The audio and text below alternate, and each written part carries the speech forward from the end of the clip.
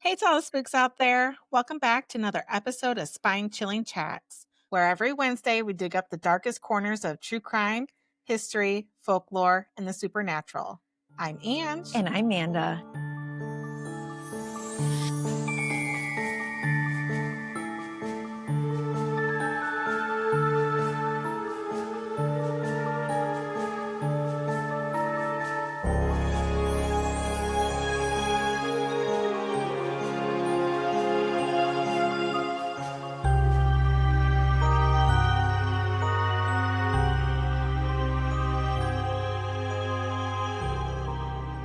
And today we're continuing with our states.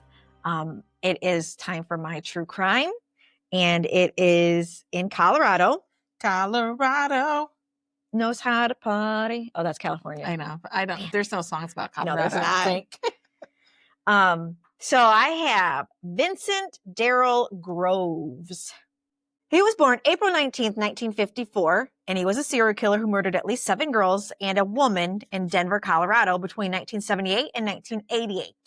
In 2012, 16 years after his death, they did the DNA probe. That scared me for a second. I saw the steam coming off, and I was like, what the? Your phone was on fire? We have tea today. Yes, we have chai tea, and we're fancy with our little spoons and our fancy cups. Angie even has the little sugar tongs and cubes. She said, a spot of tea. Would you like some? How many cubes would you like? How many sugar cubes? That makes me think of course, it makes me think of a movie, Hunger Games, when he takes a sugar cube and says, what was it? I don't remember exactly.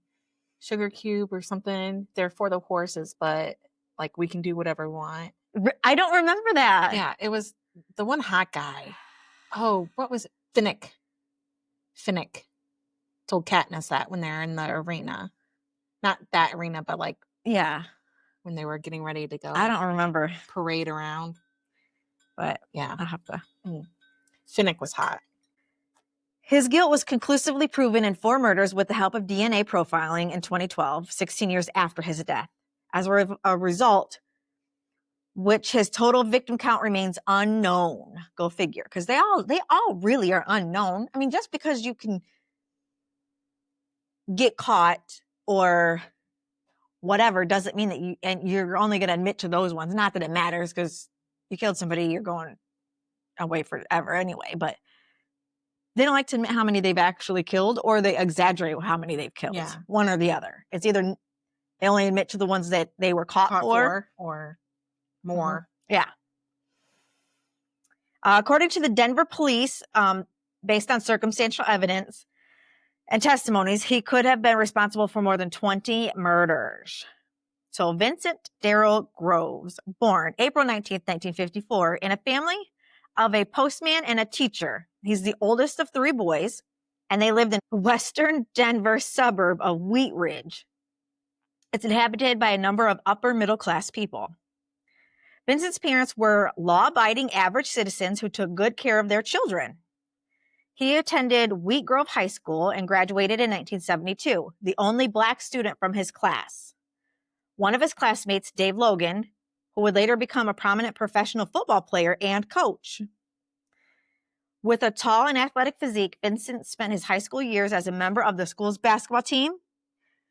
In 1972, his team reached the final in the annual interscholastic basketball championship in the state, with him being recognized as the team's star player.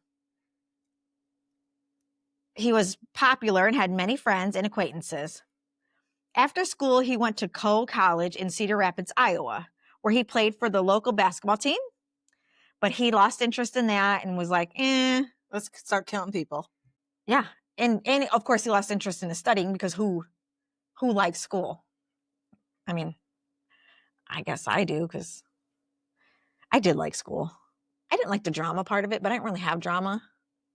I don't like school. In 1974, due to his chronic absences, he dropped out of college and returned to Denver. He moved in with his grandma and found a job as an electrician at the Gates Rubber Company. When he had any free time, he was fond of drinking alcohol and visiting the red light districts. Get you some. Man. Living it up more than you were at college, apparently. That's what you're supposed to do in college. So I know. why would you not? Because he's with Granny now. But he could have been doing all that shit In without college, Granny. yeah. Yeah. But now he's with Granny and trying to go to the red light district and drink. Boy. In the late 70s, he spent a lot of time surrounded by pimps and prostitutes and then began leading a criminal lifestyle. He was surrounded by pimps, too. Pimps and prostitutes.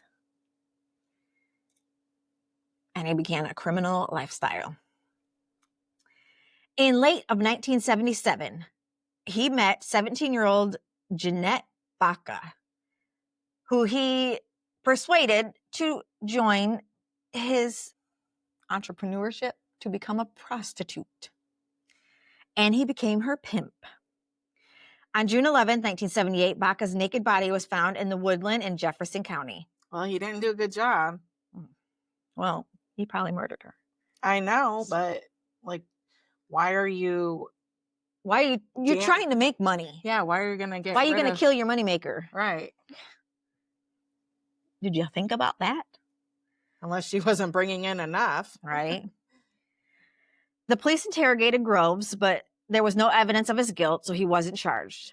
A few months later, he met 21-year-old Norma Jean Halford. Norma Jean? Norma Jean. I like that. Halford. Isn't that Marilyn Monroe's name? I don't know, isn't it? I think so. You look it up and I'll keep talking. From San Jose, California, she became his cohabitant. On August 24th, 1979, a soldier from the Army discovered Halford's empty car parked on a mountain road outside of Georgetown. Yeah. Born Norma Jean Mortensen. Oh, I knew it sounded familiar. Yeah. Well, this Jean is Jean. Yeah. Isn't hers Jene? Jeane? Jeane. Yeah. Neither Halford nor her body have been located to this day. At the end of 79, he became addicted to drugs. During this time, he met Jeanette Hill. He married her in March of 1981, but due to his addiction, he began to exhibit volatile behavior, quitting his job at the Gates Rubber Company and finding employment as a janitor with irregular working hours, which his relationship with Jeanette became strained. In 1981, August 14th, he killed 17-year-old Tammy Sue Woodrum while out camping. Tammy Sue, Norma Jean. I was thinking they're all first and middle names. I would never go by my first and middle. Why? I don't know. It's too much. It is a long one. Angela Dawn. Plus Angela Dawn. I feel like you got to say it that way. Dawn. I feel like I got to say my name, Amanda Ann. Amanda Ann. Like all honky tonk. Yeah. From the advice of his wife, after committing the murder, he surrendered himself to the police station and gave a full confession. He insisted that she died from an overdose, but the autopsy later said that he had raped and strangled her, and there were no traces of drugs in her blood. Yeah, that's so stupid. Like, they can test for these things. Why would you say something that they're not going to find? She died of an overdose. There's no drugs in her. At least get her high first. That's, yeah. You know? Yeah. So there's at least so there's proof that there's drugs in her. Or shoot her up right before and then kill her. Don't take our advice. Yeah, if you're questioning becoming a serial killer. We do not recommend becoming a serial killer. But if you do, we get dibs on interviewing you. Yes, first dibs. When you get caught, because you will get caught. You will get caught. Yeah. Vincent was charged with second-degree murder, and in the summer of 1982, he was found guilty and received a 12-year sentence. That's it? That's it. That's stupid. While he was in prison, he divorced his wife. Well, yeah. Finished college and went through several programs of rehab of sex offenders. On February 13th, 1987, he was paroled and released. Oh, he was paroled and released from prison. Let me finish that sentence. So Ezra texted me and he was like, do you know that the Friday before your birthday is Friday the 13th? I was like, no, I did not know that. He's like, yeah, I just was looking it up and I just wanted to tell you. I was like, good to know. I mean, not that it matters because my birthday's the 15th, but Yeah, but that means Friday the 13th birthday tattoo. Because they'll Mm, have a special going. yeah. Flash sale. We're getting a tattoo in Vegas. His mom and I are going to get a tattoo, maybe Mike, in Vegas because they have this tattoo shop. I forget what they're called, but there's like 8 or 9 of them throughout Vegas, like spread out, and they do $10 tattoos. Oh, but are they good? Yeah. Well, they're just line work. They're just like flash tattoos. But because there's so many locations and so many artists and it's so busy, they can afford to have a $10 tattoo. Where are you gonna But get you have to choose one of theirs. Oh, so you don't know well, yet. you can bring your own, but it'll be more. I think they said that if you bring your own and you do 1 to 2 inches, it's like $60. Mm-hmm. So that's still not bad. Yeah, but remember our last $60 one? Yeah. I don't even know what I could do to cover it up. I don't either. I was wondering but that too. Look how much it's bled, and then your vein, your fang. My fang. Did you see the ghost tattoo? Isn't that cute? It is, but I wouldn't ever get anything that's like flicking off or anything like that. We could do that. Yeah, I would do a peace sign. But I thought it was cute. I like us getting matching ones where it's cheersing. I know, but what would we cheers? Wine glasses? I thought we were going to do the I don't remember. Pina colada, the hurricane glass. I have it on my phone somewhere. Hurricane glass. I'm trying to picture what that is. Like the... Oh! Yeah. I didn't know if we decided on that, but my brother-in-law was looking up pictures, so we did painting last night. And he was like, Amanda, this is so you. And he showed it to me, and I was like, oh my God, that's so cute. I got to send that to Ange. Groves returned to Denver to live with his parents. With the support of his father, he bought a blue AMC Accord. AMC Accord. GMC?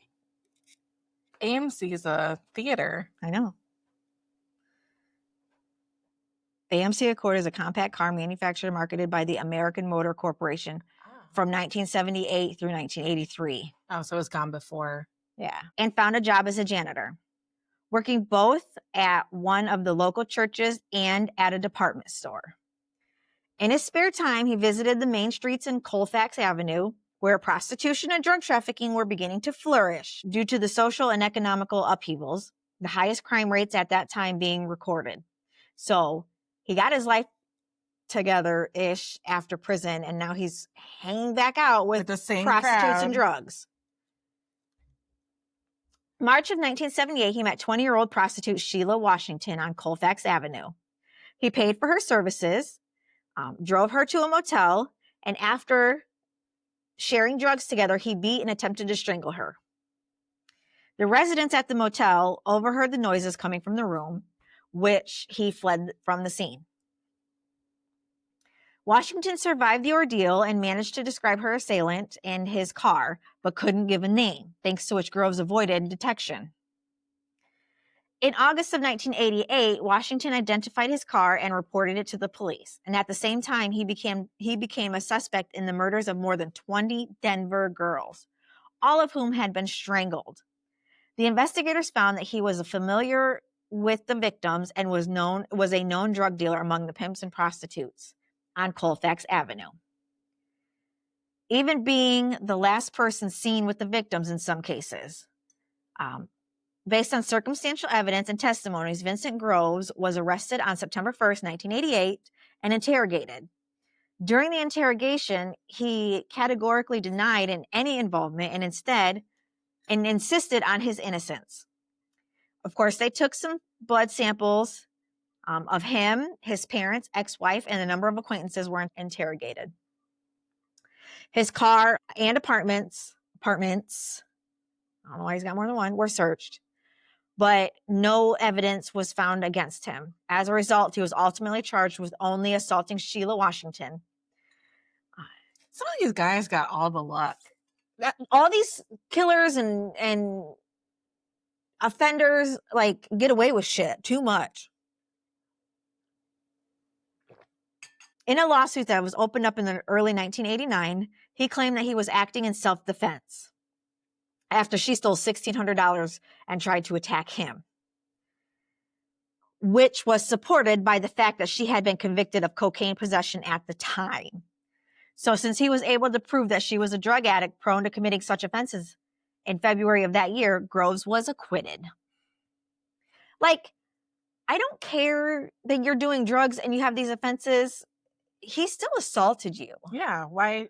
Just because you're a drug addict doesn't mean that you still should be allowed to be beaten and... Right. And there's no evidence of you beating him or stealing his money. So how can they drop the charges when there are evidence against him beating you? Right.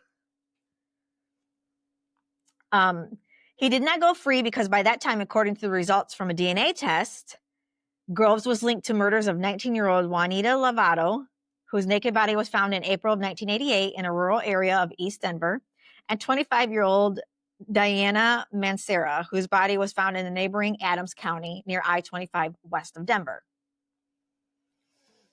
He was convicted of Lovato's killing in 1990, receiving life imprisonment. A month later, he was extradited to Adams County, where he was charged with murdering Diane, I'm sorry, my apologies. It's not Diana, it's Diane Mancera. At the end of 1990, he was additionally convicted of her death and received 20 years imprisonment. At the trial, prosecutors provided evidence of his involvement in 8 other murders in the Denver area, using testimonies of other evidence that was placing him at the scene and the last person to be seen with the victims before they were found dead or disappeared. But no new charges were brought against him. In 1990, he began to have health problems. He was diagnosed with hepatitis C and liver failure, with complications from which he died on October 31st, 1996, in a prison hospital near Denver. Shortly before his death, he was asked to confess to other murders, but he refused. I hope I die on Halloween. Yeah? Yeah. What a way to go out. I mean, I guess. I mean, it's better than dying on like Christmas or something. Yeah, that's true. So you die on Halloween. My back itches. And you get to celebrate Dia de los Muertos. Yeah. As a dead person. Yeah. That would be kind of cool. Yeah. Yeah. Plus, what better way than to celebrate your loved one's death than by eating a bunch of candy? Yeah. Candies and cake, soul cakes. Soul cakes. Soul cakes. In 2012, based on DNA analysis, Groves' guilt was established in the murder of 25-year-old Emma Jennifer, whose body was discovered in Denver in March of 1978. 23-year-old Joyce Ramey, who was killed in July of 1979. 20-year-old Peggy Cuff, whose body was discovered in November of 79 in Denver. And 35-year-old Pamela Montgomery, who was strangled in August of 88. In 1989, during the trial, he was named as a suspect in Montgomery's killings because during the investigation, a witness was found who identified Vincent as the driver of a car she got into the day of her disappearance, after which she was found dead. So that is this guy. I mean, he wasn't bad looking. No, and he looks, I hate saying these words because nobody is, but he looks normal. You know what I mean? Yeah. He looks like a law-abiding, upstanding citizen. Yeah, he doesn't look creepy or anything. Creepy. He doesn't look straggly. He doesn't look homeless. He doesn't look like a drug addict. No. You know, he looks put together. So, Vincent Darrell Groves from Denver, Colorado. That's all I have for him. The 2024 North Glen shooting. 3 people were dead and 3 others injured during a Halloween party shooting in North Glen, Colorado. They were at a Halloween party and it was early Friday morning in North Glen. The police officers were dispatched to a home in Belford Drive shortly after midnight after receiving a call about gunfire.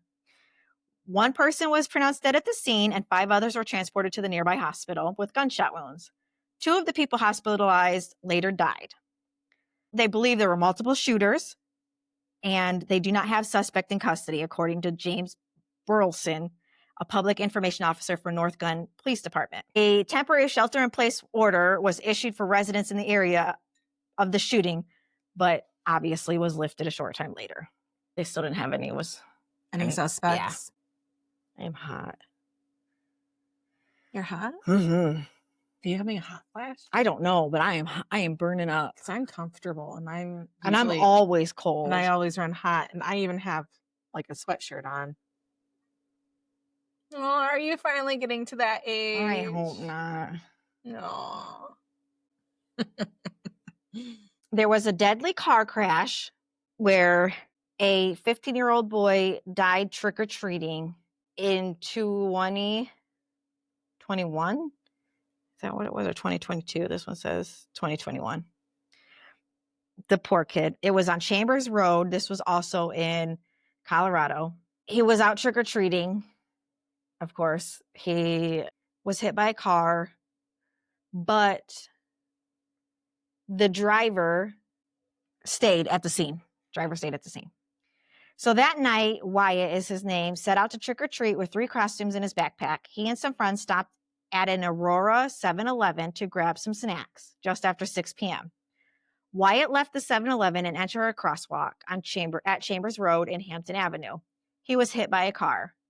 The driver who stayed at the scene said she did not even see him. It was just so sudden, Hernandez said. It just changed everything. She didn't know how serious it was until the hospital called and said she needs to get there right away to make decisions. She said, struggling to hold back tears, he fought. Hernandez described Wyatt as a humble, social, and active kid participating in team sports as well as going hunting and fishing. He was just a good kid. He was a sophomore at Smoky Hill High School in Aurora. He became an organ donor in May of that year when he got his driver's learning permit. That's really sad. Because who thinks about becoming an organ donor at the age of 16 or 15, depending on... I did. 15. You did? I didn't until I was an adult, and I was like, I should probably do that. No, I think as soon as I got my license, I marked. Did you? To be a donor. Yeah, she said his decision to become an organ donor helped 80 people in need of organ transplants. So... I mean, I'm dead. Take what you need. That's what I'm saying. I don't need it. I don't need it. My parents try to talk me out of it because they think that if you're marked as a donor, they're going to be less likely to try to save you. But that's I don't think that's true. Unethical, and I don't think that would happen. Yeah. I don't think that would happen either. But yeah. So that poor kid. So, do you guys know who Eric Weiss is? No, we don't. Well, let me tell you. He is the famous Harry Houdini. Oh. He was born American escapologist, illusionist, and stunt performer. He was born March 24th, 1874 in the Kingdom of Hungary, Austria. Oh. I had Austrian food for my birthday. Yeah? It was so good. Was it? Yeah. That's good, though. We went to Moser's. I think that's how you pronounce it. In New Carlisle. And I got the brie schnitzel. Oh. So it was, you can pick what type of meat you want. You can either do veal, which is traditional. You can do pork. You can do chicken, or you can do vegetarian and go with like portobello mushroom. Okay. I did the veal, and then it had melted brie on top. Oh, I love brie. And then like a cranberry walnut sauce. Okay. It was really good. Sorry, guys. I like sugar. With her 15 my sugar water. Sugar. I just need one more. With your hint of tea. Yeah, my splash of tea. Son of a bitch. There's a candle there. Yeah. While this cools down, I'll tell you how he died. He died of peritonitis, which is an inflammation of the localized or generalized peritoneum, which I thought was the part between peritoneum. I know is the stomach, but at first I thought it was that. What is that called down there? Prostate? No, the in between your vagina and your butthole. Oh, the perineum. Perineum. Yeah, that's what I was thinking at first. But it's the lining of the inner wall of the abdomen and covering of the abdomen or abdominal organs. It's like a mesh, actually. The peritoneum.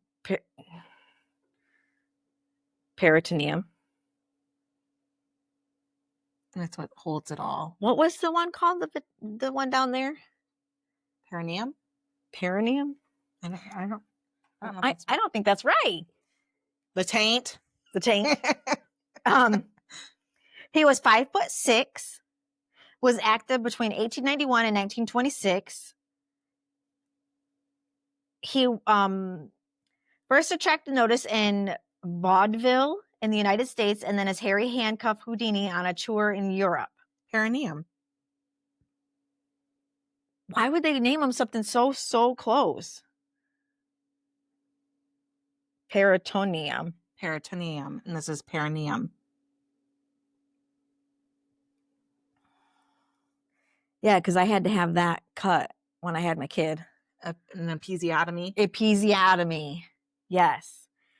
I didn't feel it because I did it during a contraction. TMI. But yeah. I had a C-section. Yeah, so I didn't you have to got worry lucky. about that.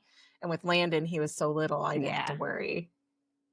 Yeah, I had to have my fucking vagina cut open. That's but they let some people rip. That's not good because then it doesn't heal good.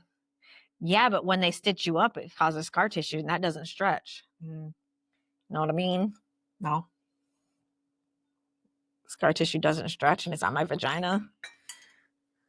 Well, I mean, it hurts when it goes in. Well, because it doesn't stretch. Maybe you should just No, I don't have sex, Dad. Get with an Oompa Loompa, and then you don't have to worry about it being too big to get in.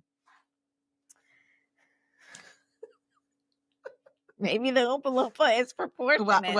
Well endowed. You know, I heard that though, that little people, like they're well endowed. They're still like they got a full size. They have full size torsos. Yeah. So why not? Yeah. I mean, I've never been with one, but me either. I've never seen one either. Me neither. But that's not on my search history. Mine either. It might be later tonight though. It might be because I'm a little curious. Yeah, now I want to know.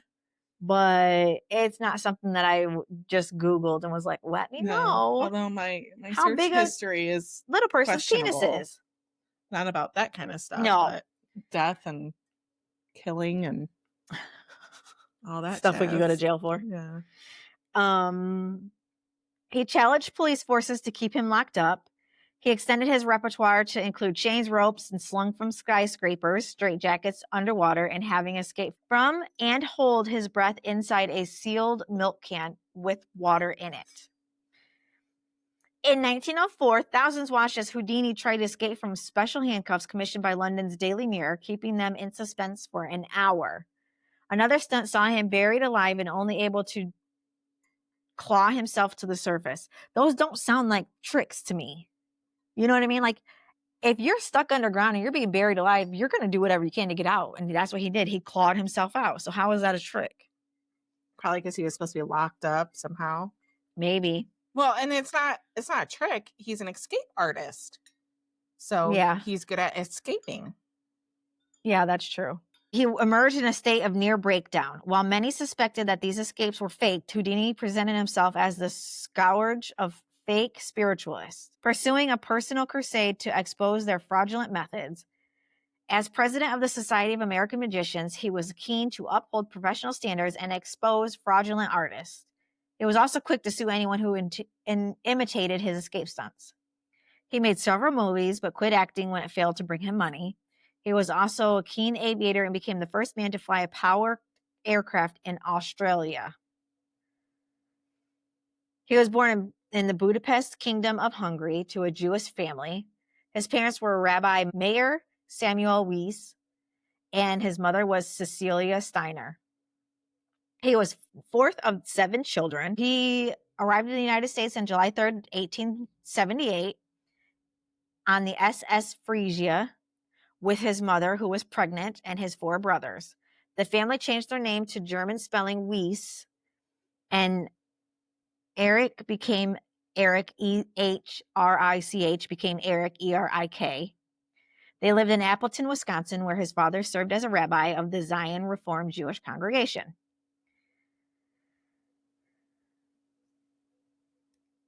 He became a professional magician. See, magician.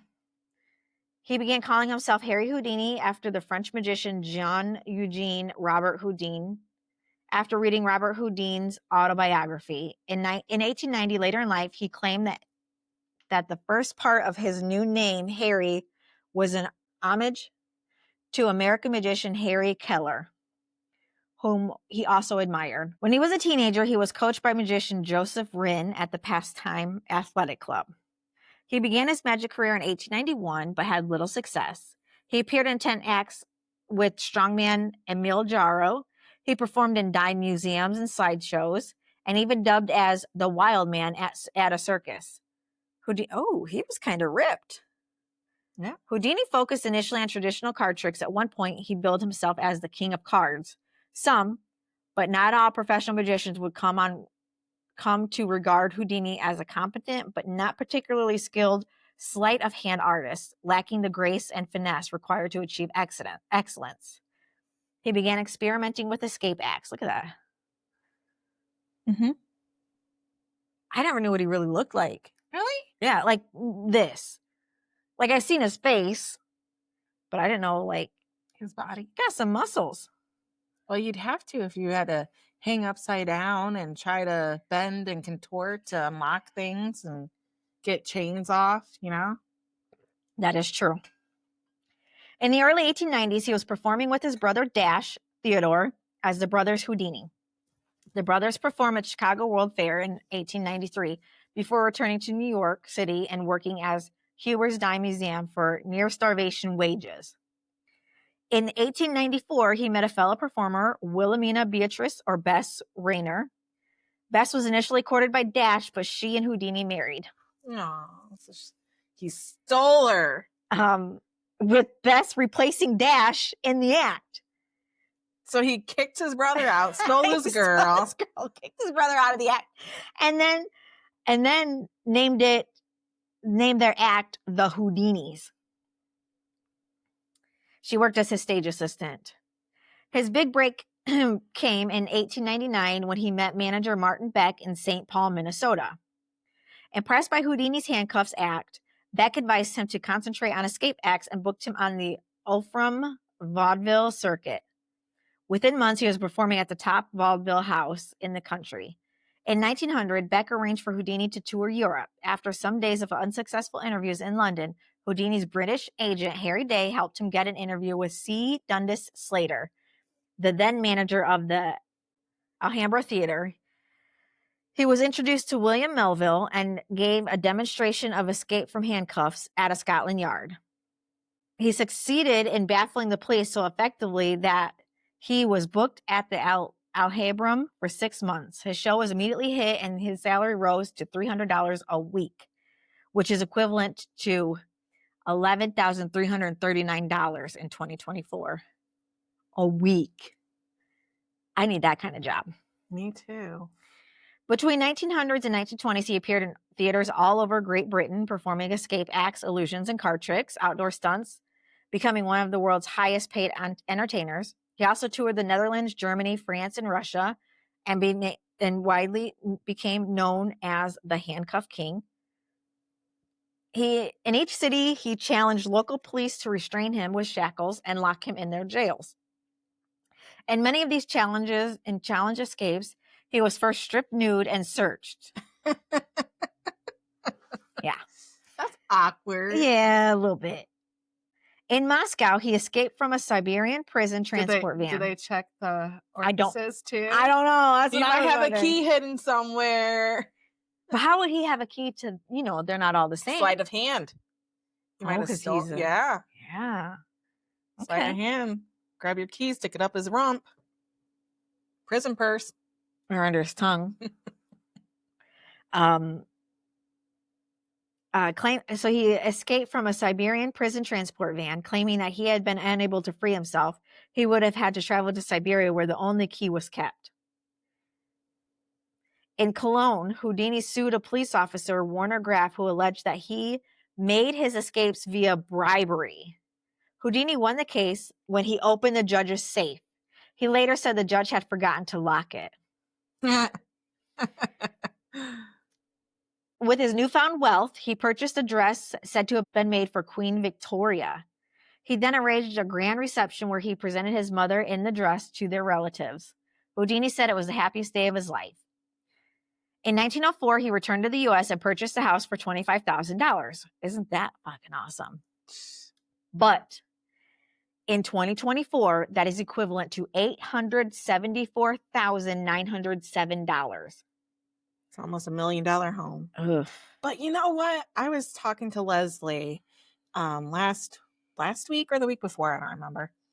And we were looking at the houses that are across from the windows in our break room. Mm-hmm. And, you know, I was like, I bet that house is freaking expensive, even though it doesn't look like it should. Because, because the location. Well, and they always come just for like the Notre Dame games. Is it the one with all the golf carts and, the RV? Uh-huh. Okay. That stay there like all season long, and then they go away somewhere. They go away. And so I Zillowed it. It's like over $1 million. It's like probably like 1.5 million. Wow. And then there's more down the street that are multi-million. Oh my God. And they're not like mansions or anything. These are like just normal looking houses. Like in a it would be like a house even smaller than what you would find in a subdivision. Yeah. But it's just because it's so close to Notre Dame. They're getting expensive. This $1 million. Yeah. It's like, man, sell my house. I wish I lived closer to Notre Dame. I'd sell my house and buy a trailer just for the money aspect of it. You know what I mean? If I live close to Notre Dame, let's say I bought my house long time ago in the Notre Dame area for like $70,000, $80,000, but today it's worth like $1 million. I'd sell it and sold in an instant, or I would rent it out as an Airbnb because then that's continuous money. Yeah, and that house is probably going to be paid off if I bought it a long time ago. Yeah, because just to rent it out during games, like you would make buku bucks. You can charge $500 a night. Yeah, just go away on vacation for those few months when the games are going on, or live in a different house. Like I said, I live in and then you can just hire a company to come clean it. Yeah, so you don't have to clean it because you're making money. Like you could make, let's say it's $2,000 for the weekend. It's going to cost you maybe $100 to have somebody clean it. Yeah. That's, $1,900 in your pocket. That's what we need to do. We need to get together. I know. Buy a house really close. You just need to let somebody rent out your upstairs, and you live down here for a week. And then they pay your mortgage. No, I'm not having anybody live in my house. That's what a lot of people do. No. Be like, you can rent my house for the weekend and I'll go stay in a motel. Some people do that. I don't want because there's no way of you to take away like all of your personal items. Yeah. And I don't want no creeper going through my things. Well, something could get broken, stolen, somebody going through your shit. Like, I don't know how people do that. No, it would have to be a house that was a separate house, just specifically for that. Okay, so it was a brownstone and it was located at 278 West 113th Street in Harlem, New York City. He had legal issues that his performance in the country of Germany was suspected his act was fake. Subsequently, in Berlin, he was stripped naked and forced to perform an escape routine in front of 300 policemen. Houdini was tightly restrained with thumb screws, finger locks, and 5 different hand and elbow irons. He was able to escape in 6 minutes and later used that stunt in advertising. In 1901, a newspaper in Cologne accused him of attempting to bribe a police officer in order to rig an escape attempt and paying a civilian police employee to aid him with another performance. Houdini sued the newspaper and the police officer for slander. As part of the trial, Houdini was asked to open without the aid of tools, one of the police officers handcrafted locks, for which the officer had said that Houdini had tried to bribe him. He was able to do so and won the case. Good for him. Yeah. Makes you kind of afraid if he ever did anything and had to be locked up. Right? Like how are you going to contain him? Whatever. Electric fences or electric Something bars. like that. Houdini became an active Freemason and was a member of the St. Cecilia Lodge number 568 in New York City. In 1904, he bought a New York City townhouse at 278 West 113th Street. It was a 5-level, 6,008 square foot house, which was built in 1895. He lived in it with his wife Bess and various other relatives until his death in 1926. In March 2018, it sold for $3.6 million. And a plaque affixed to the building by the Historical Landmark Preservation Center reads, "The magician lived here from 1904 to 1926, collecting illusions, theatrical memorabilia, and books on psychic phenomena and magic." In 1919, he moved to Los Angeles to film. He resided at 2435 Laurel Canyon Boulevard, a house of his friend and business associate, Ralph M. Walker, who owned both sides of the street, 2335 and 2400, the latter address having a pool where Houdini practiced his water escapes. 2400 Laurel Canyon Boulevard, previously numbered 2398, is presently known as the Houdini Estate, thus named in the honor of Houdini's time there. The same estate where Bess Houdini threw a party for 500 musicians years after his death. After decades of abandonment... 500 magicians? Yeah, I don't know. After decades of abandonment, the estate was acquired in 2006 by Jose Luis Nazar, a Chilean-American citizen who was restored it to its former splendor. In 1918, he registered for selective services as Harry Handcuff Houdini. He died on October 31st, 1926, at the age of 52 from peritonitis, swelling of the abdomen, possibly related to appendicitis, and possibly related to punches to his abdomen he had received about a week and a half earlier. Witnesses to an incident at Houdini's dressing room in the Princess Theater in Montreal on October 22nd, 1926, speculated that Houdini's death was caused by Jocelyn Gordon Whitehead, who repeatedly struck Houdini's abdomen. The accounts of the witnesses, students named Jacques Price and Sam Smilovitz, some guys called Jack Price and Sam Smiley, generally corroborated each other. Price said that Whitehead asked Houdini if he believed in the miracles of the Bible and whether it was true that punches in the stomach did not hurt him. Houdini offered a casual reply that his stomach could endure a lot. Whitehead then delivered some very hammer-like blows below the belt. Houdini was reclining on a couch at the time, having broken his ankle while performing several days earlier. Price said that Houdini winced at each blow and stopped Whitehead suddenly in the midst of a punch, gesturing that he had had enough, and adding that he had no opportunity to prepare himself against the blows.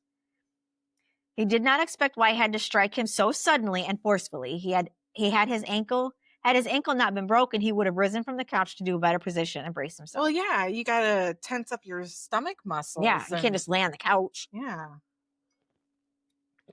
Throughout the evening, Houdini performed in great pain. He had insomnia and remained in constant pain for the next 2 days, but did not seek medical help. When he finally saw a doctor, he was found to have a fever of 102 and acute appendicitis. It was advised to have immediate surgery. He ignored the advice and decided to go on with the show. That's so stupid. When Houdini arrived at the Garrick Theater in Detroit, Michigan on October 24th, 1926, for what would be his last performance, he had a fever of 104. Despite the diagnosis, he took the stage and was reported to have passed out during the show, but was revived and continued afterwards. He was hospitalized at Detroit's Grace Hospital, where he died from peritonitis on October 31st at age 52. It is unknown if the blunt force trauma Houdini sustained contributed to his eventual death I would say so. I would say so. Although rare, acute appendicitis, which follows after direct abdominal trauma, has been observed. One theory suggests that Houdini was unaware that he was suffering from appendicitis, and he might have taken his abdominal pain more seriously had he not been coincidentally received blows to the abdomen. Go ahead. Sorry. According to Adam Begley, it is more likely that Houdini was suffering the effects of appendicitis prior to the punches, and his reluctance to seek medical care delayed the potential treatment. After taking statements from Price and Smolitz, Houdini's insurance company concluded that the death was due to the dressing room incident and paid double indemnity. Just to bring it back to Colorado, he actually performed quite a bit in Colorado. Too. He performed in Denver. He did numerous stunts and escapes, including a famous 1907 escape from the roof of a band pavilion at City Lake Park, and an upside-down escape from the Denver Post building. Mm-hmm. He also performed at the Ogden Theater. He performed in Leadville. He performed at the historic Tabor Opera House. He performed in Estes Park at the Stanley Hotel, which installed a trap door in its ballroom to accommodate his act. Oh. And then at the Garden of the Gods, Houdini visited the natural landmark in Colorado Springs in January of 1916.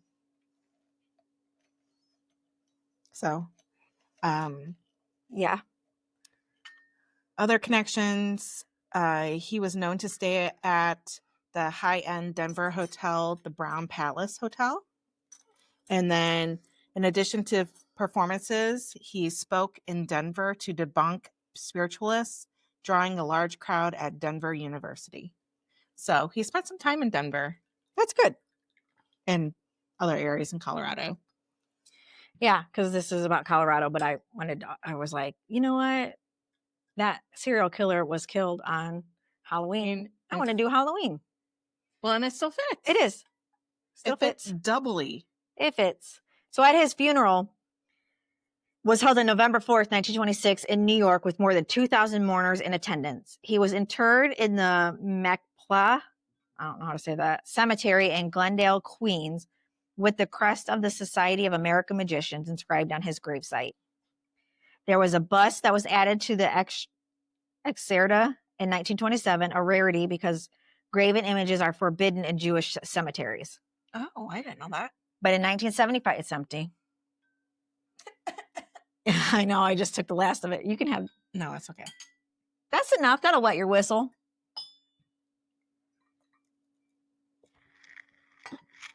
So hot? No? Just laughing at you gonna drink that.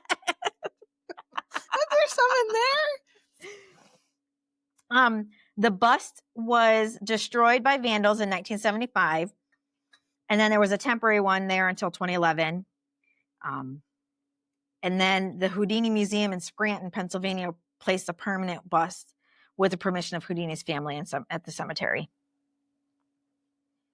The American magicians took responsibility for the upkeep of the site, and Houdini had willed a large sum of money to the organization.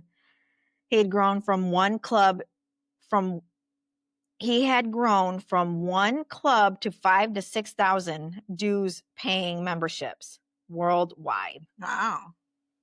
Yeah. So that's a pretty extravagant. And then at some point he went over to California to try to debunk the Winchester Mystery House.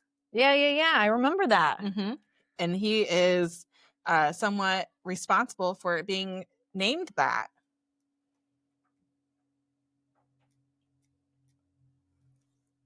So this also says on March 22nd, 2007, Houdini's great-nephew, the grandson of his brother Theo, George Hardin, announced that the courts would be asked to allow exhumation of Houdini's body to investigate the possibility of Houdini being murdered by spiritualists.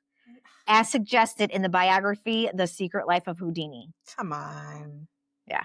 No, they're just trying to make him relevant so they could cash in on something. And it says, in a statement given by the Houdini Museum in Scranton, the family of Bess Houdini opposed the application and suggested it was a publicity ploy for the book. Yeah. That's what I would say. That's it. He went to Colorado. He did what was the house again?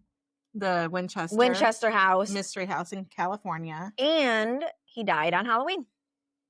We're just making this Houdini month. We're just making this Halloween. I didn't know what I was going to say. This is Halloween. This is Halloween. Yep. Not yet. We still got a week. Yeah. So. Which you'll have to watch our Halloween special. That's coming out on the 30th. Yeah. And then the week after, I will have came back from Vegas. Angela will have her surprise Halloween, whatever. So we're going to talk about both of those on that next episode in November 5th. We'll have both of those. I'll have my Vegas trip, and she will have her secret Halloween episode-ish thing that she's doing, her fun trip that I can't go to, and I'm really sad about it. I'm just going to talk about it. I'm not going to record because I don't know if I'm allowed to for that. So I don't know either. But she can talk about it. I'm going to talk about it. If she can get some pictures, she'll post them. Yeah. I'll post some pictures because I'm going to Zipline. We've been talking about it, and that's going to happen. And then November, I believe, is Connecticut. That's the next month. I sent you that song, remember? Yeah. Connecticut. So there's, I'm sure, a lot in Connecticut. Well, because it's New England, so yeah, the haunting in Connecticut, Connecticut, it just a lot of shit. Yeah. So that's what you have to look forward to in November. Check us out on Facebook, Instagram, TikTok. And if you're listening to this on one of our many, many podcast platforms, you can also view us on YouTube. You can check out our website. I was going to say website, but I was waiting because you looked at me. I was waiting for you to say Well, you went. So I thought you were going to say our website. You can check out our website, which is www.spine-chillingchatspodcast.com. On there, we have links to our Spotify list. There's links to our merch shop, which has lots of different stuff on there. Like we have so many options for everybody. So check it out. You might find something you like. We also have a little bit of our bios on there, pictures. You can also submit any stories that you have. Yes, please, please, please. Any glitches in the Matrix. Very fucking. You getting ahead of ourselves. Because I know it's coming. Any Bigfoot sightings, you can let us know how big his foot is. If you've seen Oompa Loompas. Are they proportionate? Or not? We don't know. Willy Wonka, let us know.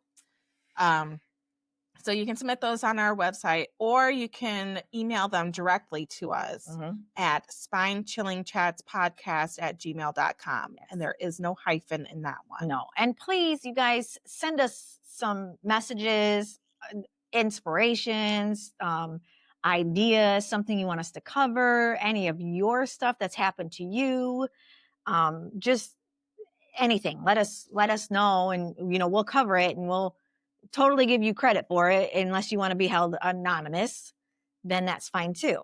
We'll do the research and everything. Yep. So please comment, like, subscribe, share, tell your mama, tell your mama's mama, your mama's mama's mamas, yeah, your baby mamas. I don't know. And, just tell everybody. Yeah. Spread the love. We hope you enjoyed this. We hope you come back. And most of all, we hope you keep it spooky. Bye, guys. Bye.